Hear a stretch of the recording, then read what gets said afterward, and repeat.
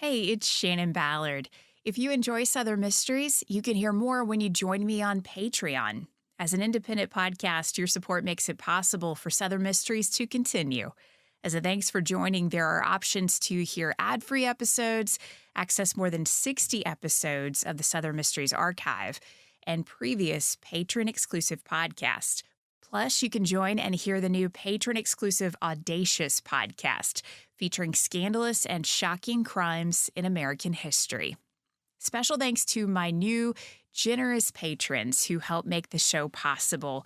Jill from Joplin, Missouri, Mary Beth from Bon Aqua, Tennessee, Dwight from Columbus, Mississippi, Bradley from Unicoi, Tennessee, and thanks to Janet and Allie who are listening and supporting the show from mysterious locations. Your support means so much, and I hope you enjoy catching up and listening to all the stories available to you as patrons. Now, for anyone listening who hasn't checked out the Patreon and you want to hear more content you can't hear anywhere else, you can learn more, join today, and start listening at patreon.com/Southern Mysteries.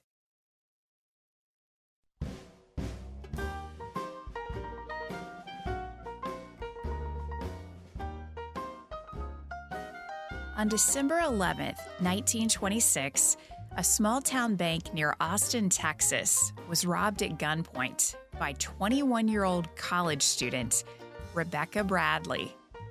She wasn't the typical bank robber of the 1920s. She apologized politely to bank employees for locking them in a vault before she fled the scene of the crime. Rebecca was arrested soon after she robbed the bank. And suddenly, this woman known as the nice girl to her friends and colleagues was pictured in papers nationwide and labeled the Flapper Bandit of Texas. None of this made sense to the people who thought they knew Rebecca. She had been named Miss Modesty in high school. She was working on her master's in history at the University of Texas in Austin. What secrets drove the girl next door to armed robbery and arson? Welcome to Southern Mysteries, exploring history and mysteries of the American South. I'm your host, Shannon Ballard. This is the mystery of the Texas Flapper Bandit. During the 1920s, the rise of organized crime and the Great Depression led to an increase in bank robberies nationwide. This was the era of notorious bank robbers like Bonnie and Clyde, Pretty Boy Floyd, John Dillinger, and the lesser-known Harvey John Bailey. The West Virginian is credited with nearly 30 bank robberies between 1920 to 1932. He meticulously planned each job to ensure no one was ever seriously hurt during a heist.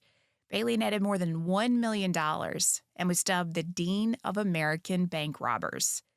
As sensational headlines about bank robberies turned these criminals into household names, there were 3 or 4 banks robbed every day in 1920s Texas. The Texas Bankers Association offered a $5,000 reward to anyone shooting and killing a bank robber during the commission of the crime. Bank robbery was a brazen crime that was often viewed by outsiders as a crime that didn't require great skill. Harvey John Bailey's success proved you had to have a complete plan and consider every scenario to get in, get out, and get away with the money. The majority of bank robbers weren't willing or capable of that level of planning. They would walk into a bank, flash a note, maybe a gun, take the money, run, and eventually their lack of planning in the getaway and hiding the crime worked in law enforcement's favor. Enter Rebecca Bradley. Rebecca's mother worked for an insurance company and had once served as a Fort Worth, Texas deputy sheriff. In 1925, Rebecca graduated with a BA in history. She then set about writing her thesis on American history to receive her master's. To help cover the cost of her college tuition, she worked as the stenographer for the Texas Attorney General Dan Moody. Her coworkers described her as a pleasant young woman. They didn't know Rebecca was holding on to a lot of shame and desperation. She was short of money she needed for college tuition and money needed to make things right with the Texas State Historical Society. Rebecca was temporarily placed in charge of the society while a history professor in her department, who normally ran it, was away on vacation. The professor encouraged Rebecca to increase subscriptions for the society's magazine. He explained she could keep $1.40 of every $3 subscription as long as she collected the money. To boost those subscriptions, Rebecca wrote a form letter, then hired 4 stenographers to send thousands of the letters that requested donations. Rebecca invested almost $2,500 in the supplies and paying the stenographers because she was convinced she would have a big return on her investment. But only a few donations were made. Rebecca was living with her mother, Grace, who agreed to help her daughter by mortgaging her house for $1,500. Soon after, Grace lost her job. Rebecca was still $1,000 short on the debt she owed to make things right with the society. Her solution to the problem was to write a bad check to pay the debt at her local bank, and then quickly rob a bank of the money she needed to deposit to cover the bad check she had written. As Harvey John Bailey would have told Rebecca, robbing banks wasn't as easy as it seemed. Rebecca's first attempted robbery was in Round Rock, just south of Austin. She visited town and posed as a reporter named Grace Lofton. She chatted up locals, explained she was researching local crops, and wanted to connect with prominent farmers. As she waited near the entrance of the bank, she hoped there would come a time when there were no customers inside and only 1, maybe 2 employees in the bank. But she underestimated how busy this bank would be and how long customers would linger to talk. Rebecca noticed a vacant house near the bank, so she shifted to Plan B. She slipped away, set the house on fire, and rushed back to the bank, shouting, "Fire!" She was convinced employees and customers would leave the building to see what was happening outside, which would make it easy for her to sneak in and steal money. But to her surprise, they didn't move. They knew the fire department had it under control, and the bank employees continued to do their job. A frustrated Rebecca gave up and decided to target another bank. The next day, December 11th, 1926, Rebecca Bradley drove to Farmers National Bank in Buda, a small town south of Austin. She again pretended to be a reporter and used the alias Grace Lofton. She chatted with farmers in the bank, asked them about crops and how government policies affected their livelihood. She politely asked the bank manager for permission to use the bank's typewriter, which was just inside the teller's cage. The manager agreed, and not long after Rebecca was allowed in the area, she pulled a .32 automatic from her purse and ordered 2 employees into the walk-in safe. She asked the employees if they had enough air to last about 30 minutes.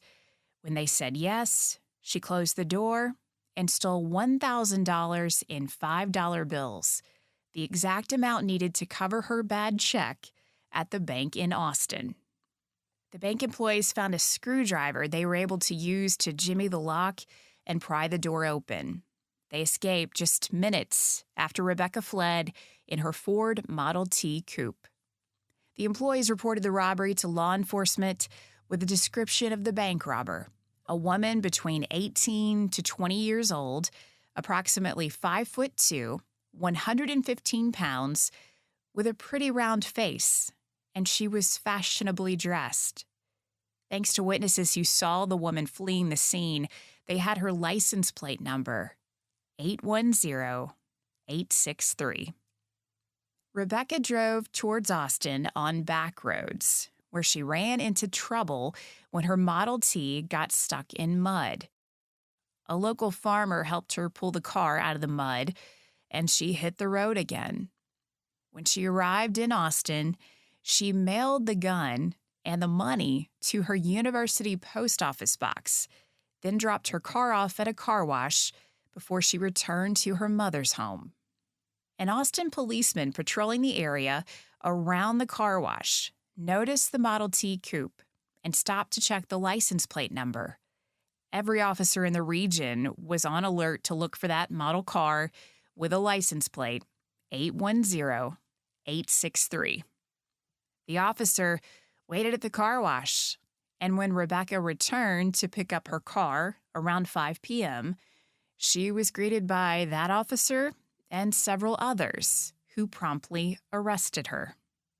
When Rebecca was arrested, she was wearing the clothes she had worn earlier in the day when she walked in and robbed the bank in Buda. A felt hat, brown coat, a plain Scotch dress, and black satin slippers smeared with mud. She was quickly dubbed by the press as the Flapper Bandit. Rebecca Bradley had committed the crime in Hays County, so Austin police agreed to transfer her to authorities in the county seat at San Marcos. During the drive to San Marcos, authorities drove through Buda. Rebecca began to laugh and told officers that she had a lot to face and live down, but not as much as the men in that bank who let a little girl hold them up with an empty gun. Whether she knew it or not, that wasn't true. When police searched her car, they found the .32 automatic in the glove box. There was a bullet in the chamber, ready to be fired. Rebecca's attorney, John Coffer, arrived at San Marcos with her mother, Grace. Coffer met with a chief deputy sheriff who explained they had the money Rebecca stole from the bank, the gun she used in the commission of the crime, and his clients had confessed to police. Coffer reminded Rebecca and her mother to remain quiet and not say a word when the local sheriff was called in to meet with them. During the meeting with Sheriff Allen, Coffer realized Rebecca was so naive, it was impossible for her to understand how serious this situation was for her. She seemed surprised when the sheriff explained to her there was a bullet in the chamber when she held a gun on the bank employees. She responded by telling her attorney and mother to leave. She said she could handle everything and get out of the situation on her own. Coffer and Rebecca's mother refused to leave. Coffer met with a local justice of the peace who refused bail because he said this was a capital crime. Coffer argued the majority of the money was recovered when his client was arrested and no one was injured in the commission of the crime. But the judge didn't flinch on the request for bail. The judge did agree to one compromise, which allowed Rebecca Bradley to return to her mother's home, where she remained until a second bond hearing in Austin before Judge George Calhoun. One of the first people to arrive at the court in Austin the day of Rebecca's hearing was Otis Rogers, an attorney from Amarillo. Otis Rogers was Rebecca Bradley's secret husband. Just after Rebecca's arrest, Otis asked some reporters at a newspaper office if there was any news about that Flapper Bandit. A reporter recognized him as an attorney and asked if he was representing Rebecca. Otis immediately responded, "No, I'm her husband." The reporter got the scoop, called Rebecca's mother, Grace, to confirm the story before it went to print, and Grace said that could not be true. The following day, Rebecca spoke with the reporter and denied Otis Rogers was her husband. Otis pushed back and released a statement to the Associated Press, which read, "Rebecca Bradley is my wife. She and I were secretly married October 28, 1925, at Georgetown, Texas. She and I were students at the University of Texas at the time, and I later received my law degree. And in June 1926, went to Amarillo to start the practice of law. She did not go with me because I was just beginning my practice and was financially unable to provide her a home there. She remained in Austin to finish her work toward her master's degree. As soon as I heard of the charges against her, I came immediately to Austin to assist. Reporters did a little digging and learned Otis and Rebecca had been high school sweethearts. A marriage license produced by Otis confirmed the marriage was real. Rebecca Bradley Rogers finally acknowledged it to reporters the day she returned to court for her bond hearing, saying, "I'm glad to see my husband here." Reporters noted she wore a diamond on her left finger when she walked into the court, in a green frock, and the same mud-stained slippers she was wearing the day she was arrested. John Coffer opened the hearing with a demand that his client be discharged. He explained to Judge Calhoun, before he arrived in San Marcos on the day Rebecca was arrested, he obtained a writ of habeas corpus that had been filed with the state. A writ of habeas corpus requires a custodian to present a defendant in court to determine if the person is being held lawfully. Coffer claimed Rebecca was held illegally by Sheriff Allen in San Marcos, where the Justice of the Peace refused bond. Coffer argued that the crime was bondable under Texas law. The district attorney called Sheriff Allen to the stand to speak to the claim he held Rebecca in jail illegally. Allen recounted Rebecca's full confession to him. He said she laid out her guilt. Allen also recounted Rebecca laughing about the men who must feel silly for letting a young girl rob their bank. Those men, including F.A. Jameson, were called to the stand. Jameson was one of the bank employees Rebecca locked in the vault. He explained that, yes, Rebecca was a small woman who didn't scare him when she walked into the bank. He didn't fight back when she produced the gun and ordered him into the vault because he could see her hand shaking as she was holding the gun. He feared her nervousness, worried she would accidentally fire the gun and kill him or his coworker. Jameson did point out that through the whole ordeal, this young woman was very considerate. The farmer who had helped pull Rebecca's car out of the mud as she was headed home to Austin after the robbery testified he let Rebecca use the phone at his house to call her mother. He overheard Rebecca tell her mom she was stuck in the mud on 14th Street in Austin. He remembered that distinctly because he lectured her about lying to her mom. The defense called character witnesses, including Rebecca's Sunday school teacher and the president of the University of Texas. Everyone who testified to her character said they were shocked to hear the news of Rebecca's arrest and could not understand how such a quiet lady with a strict demeanor would do such a thing.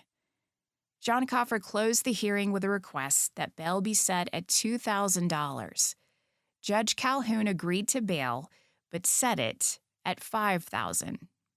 Austin Mayor P.W. McFadden and Charles Ramsdell, a professor of history at the University of Texas, were bondsmen for Rebecca. As Rebecca awaited trial for the armed robbery, she was charged with arson because witnesses had positively identified her to police as the woman seen entering that vacant house in Round Rock before flames were seen coming from the home. At a preliminary hearing, John Coffer entered a plea of not guilty by reason of insanity. The judge granted a continuance in the arson trial when John Coffer revealed Otis Rogers was unavailable as a member of the defense team because he was in hospital with tuberculosis. Newspapers ran polls asking Texans what they would do if they were on the jury for Rebecca's arson trial. A majority of the people who responded said they would not find her guilty.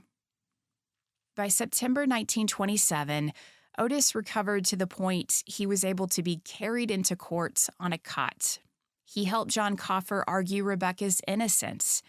When he was called to the stand as a material witness, He explained Rebecca had been unbalanced since the summer of 1926.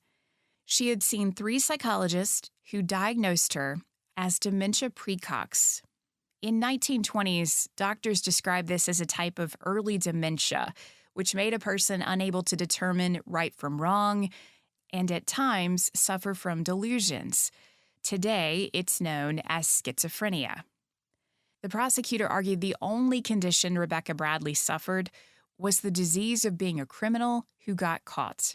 He called 6 Round Rock residents who had seen a woman matching Rebecca's description enter the home that was burned down, and a storekeeper testified to selling kerosene and matches to Rebecca the day before the fire.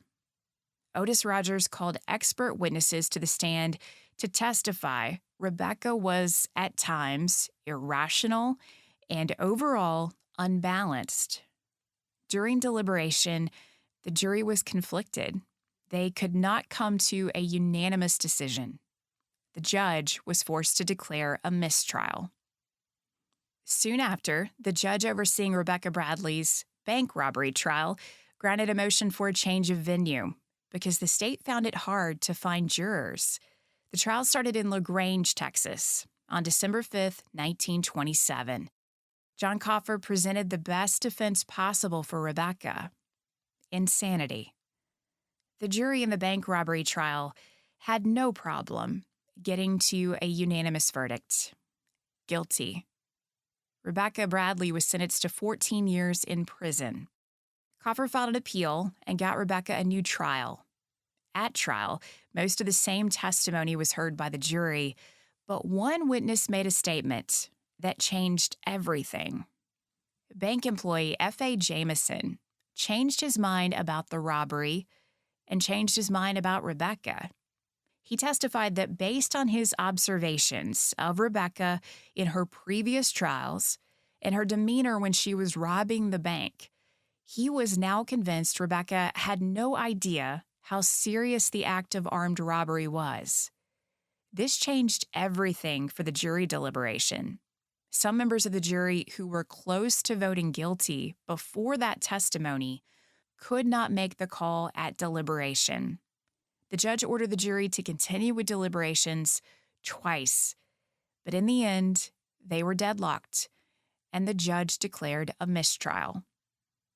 Otis and Rebecca knew that at any moment, the DA could move for another trial. The only word that ever came from the prosecutor's office was advice. He suggested if Rebecca's condition was real, which he had always refused to believe, it would be in her best interest to continue to seek treatment in the hope she would never commit a crime again. On September 23, 1933, all charges against Rebecca Bradley Rogers were dropped. That ruling meant Otis and Rebecca could move forward and focus on their next chapter. The day after the DA dropped the charges, news broke that the woman once known as the Flapper Bandit had given birth to her first child. A report in the Wichita Falls Times about the conclusion of the unusual case of the Flapper Bandit noted that many people believed Rebecca Rogers escaped punishment for her brazen acts.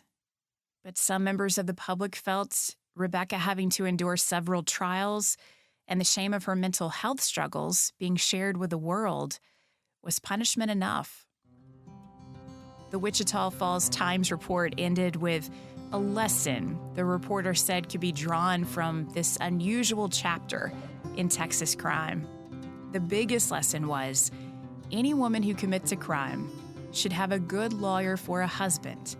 The skill and devotion of Otis Rogers saved his wife Rebecca from a long prison term. Southern Mysteries is created and hosted by me, Shannon Ballard. Once charges were officially dismissed against Rebecca, she and Otis moved to Fort Worth, Texas. Otis had gained notoriety for his criminal defense skills during Rebecca's trial. He opened a successful criminal defense practice in Fort Worth, with Rebecca serving as his legal secretary. Rebecca and Otis continued to live a quiet life until Rebecca's death in 1950 at the age of 45.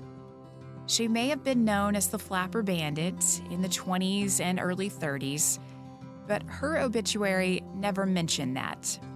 Perhaps they skipped that part of her story because Rebecca never turned to crime again.